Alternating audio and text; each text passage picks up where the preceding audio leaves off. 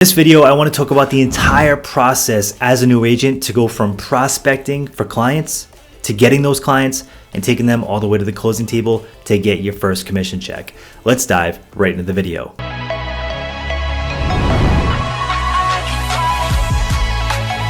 My name is Chris with the Empire Real Estate YouTube channel. On this channel, we talk about real estate, personal finance, and building your real estate empire through the lens of entrepreneurship. Before we dive into this video, I do want to tell you about our new agent academy. This academy is going to be awesome for new agents. Inside, you're going to find training, support, and live group coaching calls every single month. And on top of that, there's some other agents that you can connect with in the group and ask questions to. Also, there's an app through school that you're going to be able to log in through your phone. So if you're having trouble throughout the day or you have questions, you can log into the New Agent Academy, ask those questions, and get the support that you need. So if you want to join the New Agent Academy, click the link down below, and I hope to see you there. In this video, I want to give you a high-level roadmap of what the process looks like to get clients signed, and then get them to the closing table to get your very first commission.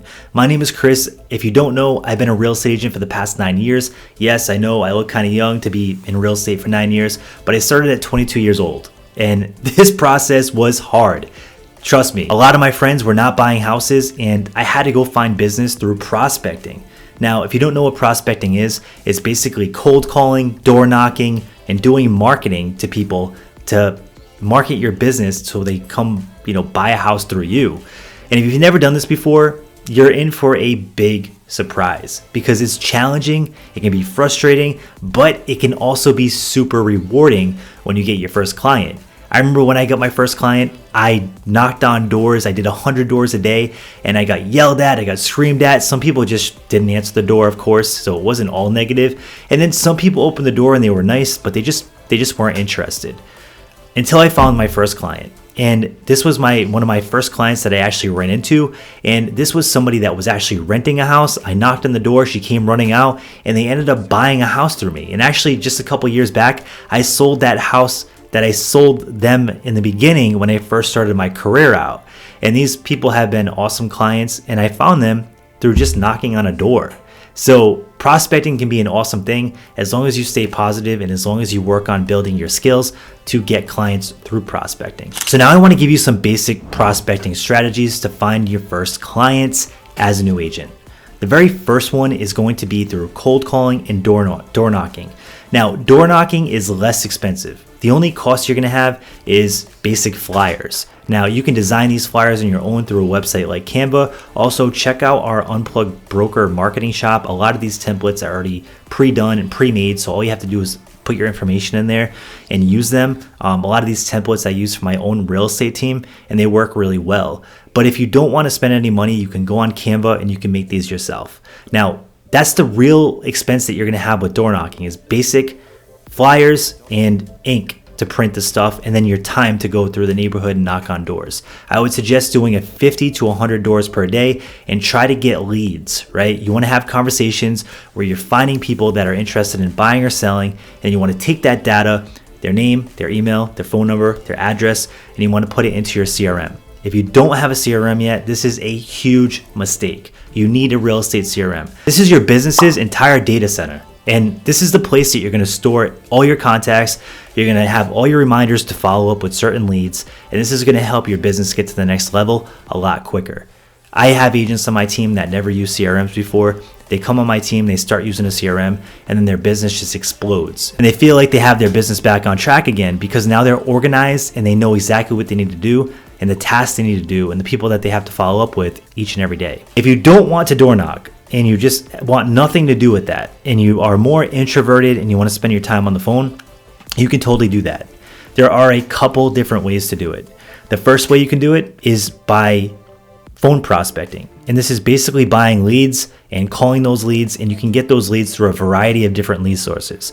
There's things like PropStream, which will give you a lot of leads for a very low amount of money. And then there's also lead sources like REDX that comes with a dialer if you buy that option, and you can get for sale by owner, for rent by owner, circle prospecting. You can get a lot of leads for not a lot of money through REDX. Now, if you want to try REDX out, there is an affiliate link down below where you'll find different discounts by using the Empire Real Estate affiliate link. But we use REDX with our own real estate team. So my team, the Alpine Group, we do use REDX. We use it on a daily basis. And it's a great way to do a lot of prospecting for not a lot of money. Now, the next step up from something like REDX would be inbound prospecting. This gets expensive. This would be like buying Zillow leads, buying Realtor.com leads, buying Homes.com leads, buying Google pay-per-click leads, buying Facebook leads. This can get expensive. Now, we do that lead source because at this point I'm established, I have the money to invest in it, and it does work really well because these people are coming to your website and you're calling them and saying, it's a much different conversation. It's more like a warm call versus a cold call. And at some point you might want to invest in this, and we use Lofty CRM to actually buy our leads and they come right to our website. But if you don't have a big budget and you're just starting out, that might not be the best first move.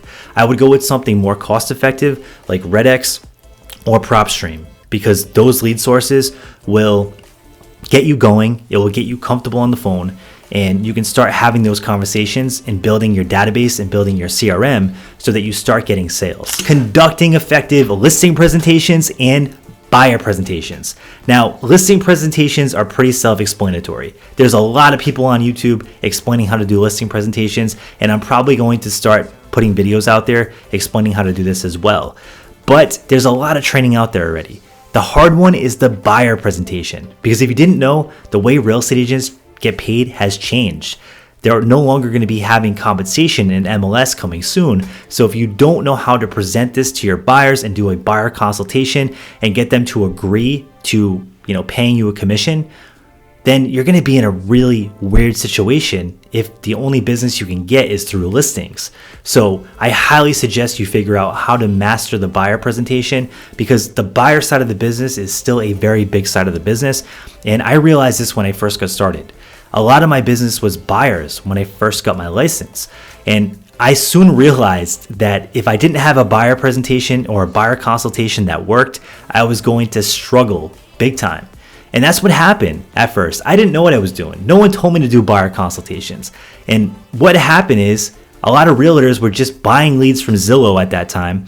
And they would just answer the phone and say, hey, let me go show you this house. They would go show them the house.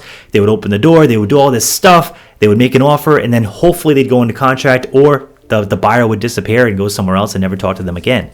I didn't want to invest my time like that. I view my time as very valuable. Even when I was a young agent and I had nothing going on, I didn't want to spend my time working with people that weren't committed to me. I didn't want to run from house to house to house on the weekend and hope to get lucky and get a house under contract.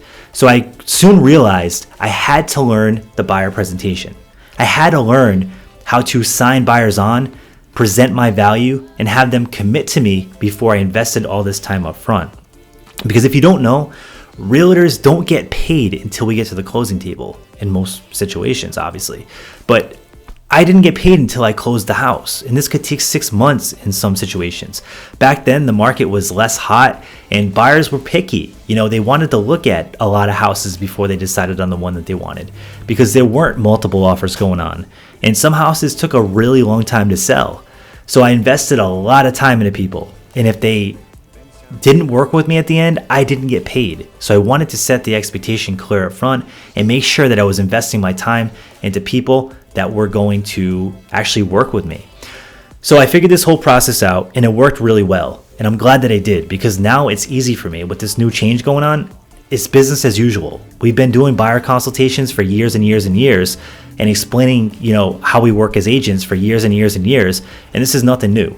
So if you do want to get that training and you do want to, learn what I do with my buyer consultations, make sure to sign up for the New Agent Academy. I do have a course in there. It's a mini course, and it teaches you exactly how I go through this process, present the buyer consultation, and then sign clients on as, their buyer's agent. From there, it's going to be time to navigate the listing process or the buying process, and then overcome any objections. So as a listing agent, you're going to be screening through offers, presenting those offers to the seller, telling them the pros and cons of each offer, and then letting them decide. From there, you're going to go through different things like negotiating the home inspection, checking in with the lenders to make sure the loan's going the right way, coordinating back and forth with the closing attorneys. These are all things that you're going to do. But as you go through the transaction, you're going to pick these things up. This is probably the easier side of the deal.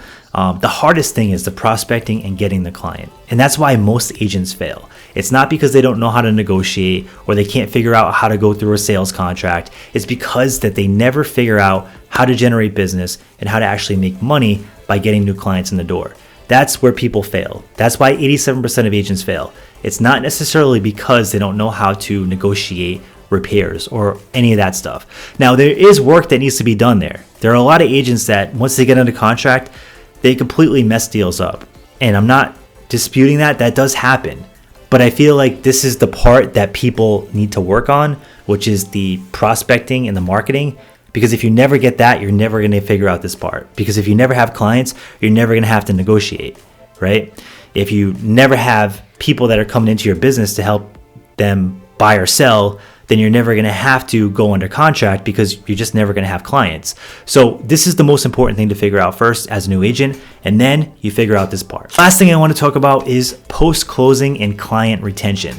This is a big issue. And again, this is where I like to be real because I feel like not a lot of people are real. Not a lot of people talk about the negatives of this business. And I want to be honest with you guys because no one was honest with me when I got into this, okay? This business does not have good metrics in some ways. And the reason is because a lot of people, unless they're investors, they're going to buy a house or sell a house with you once every 7 to 10 years. There's no reoccurring revenue. There's no reoccurring clients.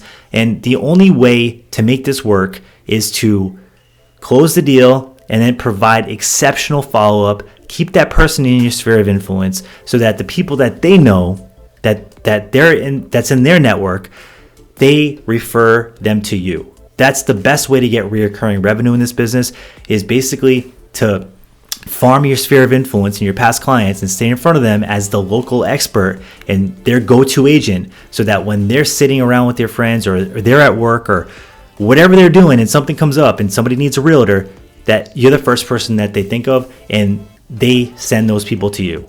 That's the best way to do it. If you don't do that, you're going to have big problems and you're going to struggle, and you're also going to have this money tree that you're not watering and it's going to die. This is a big mistake I made when I first started. I didn't realize the dynamics of this industry. I didn't realize all the cons and how this doesn't have recurring revenue built in, and how my average client is going to buy once and I might not ever see them again for 7 to 10 years. I didn't realize any of that stuff, but it's super important to stay in touch with those people and constantly follow up with them and constantly add value. One way you can do this is through a basic newsletter. We have a newsletter kit that you can get through Unplugged Broker. We use this on our own team and we send this out every single month. And it's just a value add piece. It keeps you in front of them. And then you obviously want to do your basic things like staying in touch, checking in on holidays, checking in every quarter. All that stuff is important. But you want to stay in front of people all the time, especially your past clients, because they already bought with you, they already trust you, they already like you, and if everything went well, they already believe in you. So they're probably going to send you people as long as you let them know that you want referrals and that you take this seriously and that you are the best option, because people will not send you people if they feel like it's going to damage their reputation. If they feel like they send you someone and then you don't do a good job, then it's going to be on them. And they don't want that. So they just won't send you anybody at all. And the best way to show that you're an expert is to constantly stay in front of them, constantly add value, and constantly send them good, valuable real estate content that they can use, that's not salesy, that they can use for their own house, because it showcases you as the local expert. Another thing you can do is set up a newsletter that's digital, an email newsletter, and start doing YouTube videos, right? Take that same content from the newsletter, or take content in general and make educational videos about real estate that you send out to your SOI and your past clients. This keeps you in front of them all the time, and it showcases you as the local expert, and they're going to be much more likely to send people your way. Drop it in the comment section below. What things are you working on for your business, and what things are you struggling with as a new agent? I want to hear from you. Drop it in the comment section. Thanks for tuning in. Have a great day.